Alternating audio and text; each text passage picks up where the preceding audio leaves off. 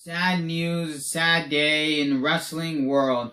We just got news that Chyna, known real name Joanie Laurer, died last night.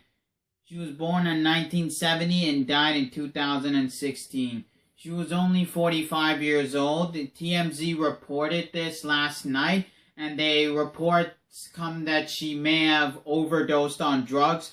Knowing her history with drugs since she left the WWE, she's been going on a downward spiral with the use of drugs, and she, at one point of her life, overdosed on sleeping pills, but when she woke up, she went to celebrity rehab and tried to go through rehab, but that didn't stop her from keep using drugs. So there's a possibility of drug overdose involved in this. Now, I'm going to sit here and not just wallow in why she died or what caused it. We're going to do a little tribute for Joanie Laurer, a.k.a. the ninth wonder of the world, Chyna.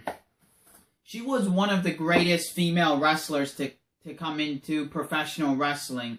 Going back so many years, you had female wrestlers like the Fabulous Malou, Mae Young, Sunny, Miss Elizabeth, and then along comes Chyna. Chyna takes that to a whole new level. She takes being a female wrestler to the next level. She makes you look at her not as a female, not as a male, but as a wrestler as a whole. That was her objective, and she made that happen. You've had other big wrestlers like Lita in the company at the time. Lita was getting a lot of hype and a lot of big show with being with the Hardys, but she was nothing close to Chyna. You've had Trish Stratus just come in, and the WWE had big plans for her to make her a big star, but nobody was focusing on that. Why? Because everybody was looking at Chyna. She makes her debut in the WWE. Very simple debut in the Attitude Era compared to most of these big stars. She makes a big splash with her height, her weight, her size.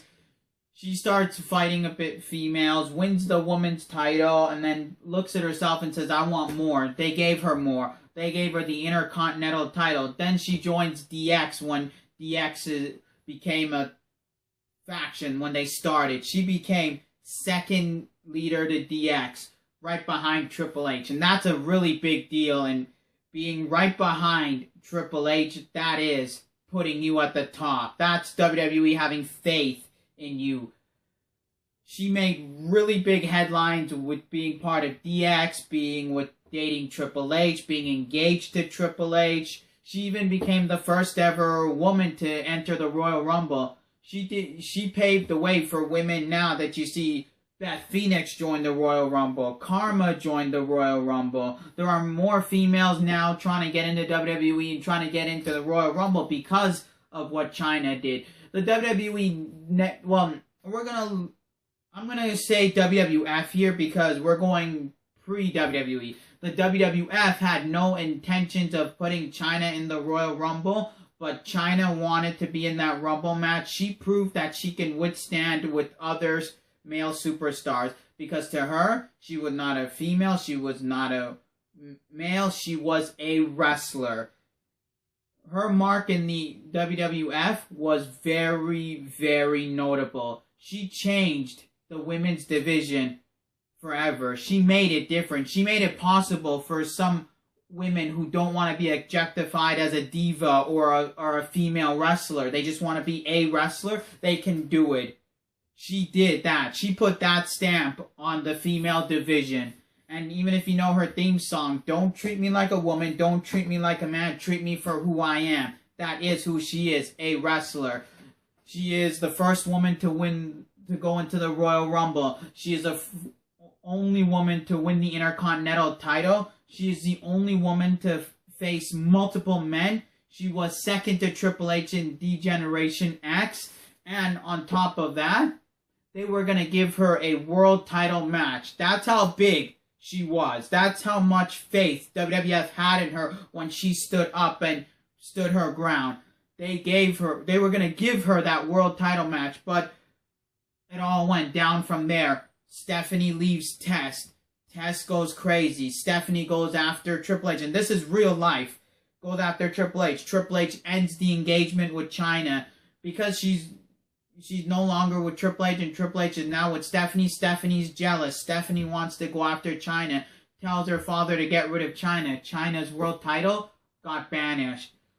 But I'm seeing now the recent years, Triple H and Stephanie have felt bad for what they did to her, how they treated her between the time of 98 and 2001, the way they treated her like a pile of shit because she was Triple H's ex. But we've even seen Triple H go on the Stone Cold podcast and apologize for the way he's been acting, and he's willing to bring Chyna to a WWE event or even consider her part of DX in a future DX Hall of Fame. But after hearing her passing, I'm pretty sure that Triple H will induct her into the Hall of Fame with D-Generation X, and you will see soon in a couple of weeks that when you look up the WWE.com website or even any of the WWE anthologies, you'll see Chyna is mentioned as a member of DX, because since 2004, when they revived the DX name as anthologies, history videos, and all that stuff, they cut Chyna out. Every time they've brought DX back into the ring, they never mentioned Chyna. But I'm gonna say this: they're gonna put her back into the Generation X, and I guarantee you she will now get her Hall of Fame deserved Hall of Fame ring with D-Generation X, and maybe even by herself, because she did change female wrestling forever. She made female wrestling different. That's why they call her the 9th wonder of the world. That's a big accomplishment. You have 7 wonders of the world, then Andre the Giant came out being the 8th wonder of the world, and then you thought that's it, that's done. Chyna comes along, she bumps that up to the 9th wonder of the world. That's a huge accomplishment to be called the 9th wonder of the world. She even did some pretty big things when she left the WWE to go to Japan, but because of her downward spiral and Triple H and Stephanie constantly attacking her, she just couldn't really make it big with the fans down in Japan because that's all that they could remember. But she did have a huge impact in New Japan Wrestling. But overall, she was the female wrestler of the 90s. She was the queen of professional wrestling. She was the wrestler that you would want to look at, other than just saying, oh, wrestlers are all male. She made you look and say, oh, not all wrestlers are men. Females are wrestlers too. They're not divas. They're not just female. They're not just sluts that come in bimpy tops, show off their tits, and wrestle. She showed that you can be a female and still wrestle with the male and show that you are a wrestler, not a female, not a male. I'm going to end this with a little saying. Rest in peace, Joanie Laurer. You will be dearly missed. You have died too young. Wish you were still around here, because the wrestling industry, the wrestling world needs you. You needed to come back, but no one listened to you. But now, since you've passed, people are listening to your story. Triple H and Stephanie are feeling bad for what they've done. Rest in peace. You are dearly missed from this wrestling fan and from all wrestling fans around the world and anybody who's watched you wrestle.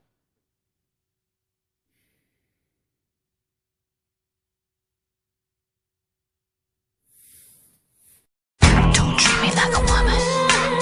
Don't treat me like a man. Don't treat me like you know me. Treat me for just who and what I am. Don't treat me like a woman. Don't treat me like a man. Don't treat me like you know me. Just treat me for who and what I am. Don't treat me like a woman. Don't treat me like a man. Don't treat me like you know me. So much more. So much more.